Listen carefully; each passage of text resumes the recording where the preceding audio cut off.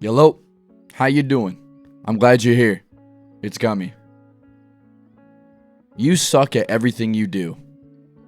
I don't care that you enjoy it. You still suck at it. Sure, you might get better, but as of right now, you suck. You're not good at it. Why would you even try? You suck. Might as well just give it up. Alright, enough with the slander. I bet that didn't feel too good to hear. While those statements may have come off a little too aggressively, the sentiment's still there. Everything you try to do, are currently doing, or hope to do in the future, you sucked at, and you're gonna suck at. You are so bad at it that you might begin to question, is this worth my time, my effort, and my headspace? Maybe you started working out, a new diet, a new sleeping habit, or a creative project. Whatever it may be, it probably started out with a ton of willpower in the tank, with the motivation just being abundant. Then reality creeps up. You start doing these desired tasks and realize, dang, there isn't a lot of results being seen or glory being thrown your way. You keep your head down and try to persevere, but to no avail. You might have plateaued. Your progress isn't trending upward. The results are disappointing or unfulfilling. Thus, you start to lose the belief that you can accomplish the goals that you were so eager to set out on. The feedback loop initiates. This isn't going as I planned it, or this is a little bit more difficult than I thought it would be, to I don't know, or if I can keep this up much longer. The loop does not end there. Those statements start turning into ammo against your self-efficacy or the positive feeling of yourself. So you might say, since this isn't going the way I projected, I am not seeing results and I am losing motivation, we all come to the conclusion, I must suck at this, I give up. Not only that, we act as if our endeavors are so unique that if we cannot pull through, we suck and we shouldn't think anything less or anything other than that. That moment of self-deprecation then sneaks in its way and it bleeds into the rest of our lives. We start to think that if we try a new endeavor or challenge, our past failures are going to start replaying. We believe that history is going to repeat itself with us. And honestly, with this mindset, yeah, it will definitely repeat itself. How do you not suck at everything? How do you get through this mental barricade of feeling like no matter the effort or motivation, you come up short? Well, I was inspired to write this based on a quote from author and entrepreneur Alex Hormozi. He states, if you're willing to suck at anything for 100 days in a row, you can beat most people at most things. The bar for excellence has never been so low. Most of your competition quits after the first sign of difficulty because they've never known what hard feels like. And it made me realize that we, as a fast-paced, instant gratification-based society, trying something new and sucking at it isn't very appealing. We may go out on a limb, try something that catches our fancy, enjoy it for a month or so, then start to wonder, when are we going to start reaping the benefits? When can we start showing off? When can we feel like our effort will be validated and admired?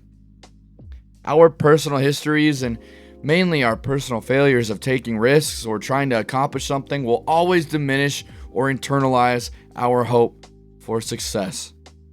And with this society we live in, sucking at something or simply appearing unskilled, untalented, it's not worth the price of going through the trials of actually gaining experience or getting good at something.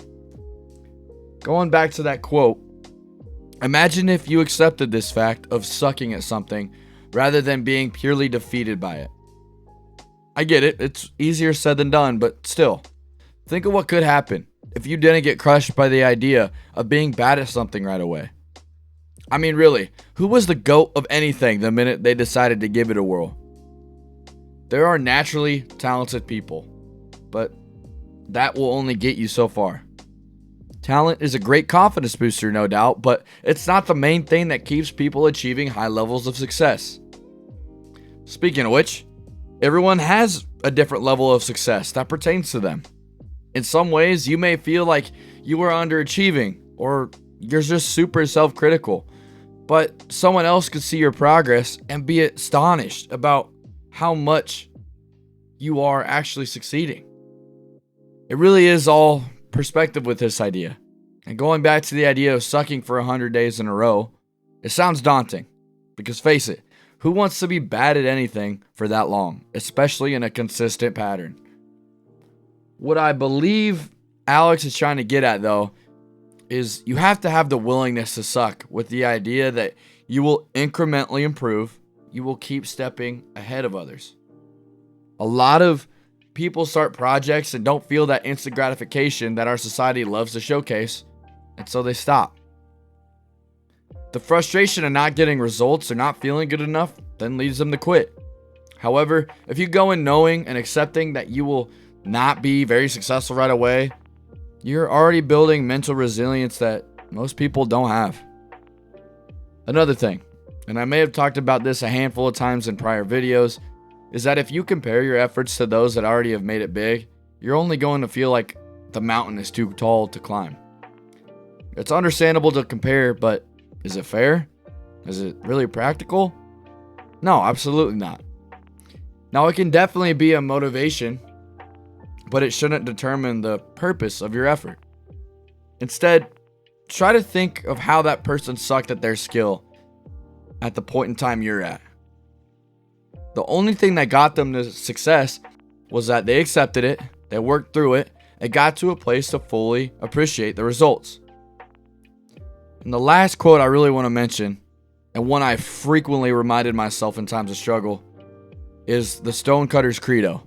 I'm going to put that on the screen here for you to read with me. It states, "When nothing seems to help, I go and look at a stonecutter hammering away at his rock, perhaps 100 times without as much as a crack showing in it. Yet at the 101st blow, it will split in two. And I know it was not that blow that did it, but all that had gone before." We are all the stonecutter at the beginning. We chip away, hoping to see our initial efforts be recognized. And that's hardly ever the case, though. On the flip side, when the rock is broken, we might feel initial success. The most important takeaway from the Stonecutter's Credo is that it recognizes all of the effort before the big payoff. I think that is what is hardly recognized nowadays. The results are sexy, but the process of getting there isn't. If we don't see results in a couple days, a couple weeks, we quit. We don't know what could be on the other side if we keep chipping away, trying to break the rock. Now, we've all seen that picture of the two miners trying to get diamonds. It's cheesy, but we always seem to focus on the end goal. We think that the results are so worth it, yet we don't put any effort to put ourselves in position to yield said results. We criticize ourselves for not being overnight success, when in reality, hardly anyone is. We tell ourselves we suck. So, our decision to give up feels validated, when in reality, we just don't want to pay the price of the effort that is needed in order to achieve the results that we want. So here it is. You do not suck at everything you do. I think after all this talk, you need to hear that. What you need to do, though, is understand that no matter what you want to be good at, no matter what project, idea, or result you have in mind, you will suck at the beginning. It's the willingness to turn that into motivation. It's the willingness to keep swinging at the rock, even if it hardly makes a dent. It's the willingness to say, you know, I didn't see a result today. I didn't see a result this week or this month, but I know I'm making progress. So no, you do not suck at everything you do. You're making progress, and that doesn't suck.